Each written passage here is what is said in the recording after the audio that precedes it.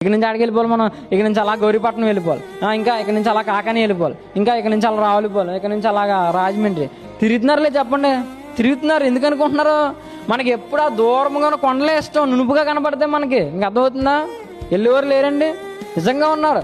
సొంత సంఘానికి సహాయం చేద్దాం, సొంత సంఘంలో మనం పాటు పడదాం, సంఘానికి మేలుకరంగా ఉందాం, సేవకుడికి మేలుకరంగా ఉందాం, సహాయకరంగా ఉందాం, సహకరంగా ఇలా అనుకునేవారు లేరండి.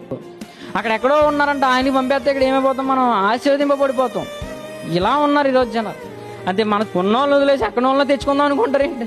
ఉన్నోళ్ళు వదిలేసి ఎక్కడి నుంచో తెచ్చుకుని కూర్చోబెట్టుకుందాం అనుకుంటారేంటి? అర్థమవుతుందండి?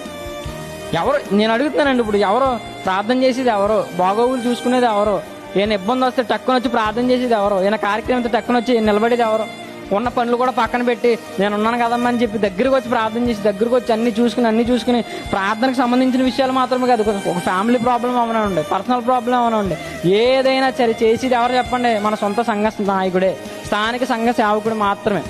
మీరు అక్కడ పోండి, ఎక్కడ పోండి, ఎక్కడికి వెళ్ళిపోండి, అలా కొంచెం అలా రంగులు అలా చూపించి అలా వెళ్ళిపోతారు. అర్థమవుతుందండి? వస్తారనుకుంటున్నారండి, ఎక్కడికి రారు.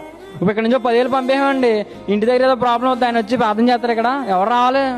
స్థానిక సంఘ నాయకుడే రావాలి, స్థానిక సేవకుడే రావాలి మన దగ్గరికి. అర్థమవుతుందండి? కాబట్టి ఎవరిని ఎలా చూసుకోవాలి మనం, ఎవరితో ఎలా ఉండాలో అలా ఉండాలి మనం.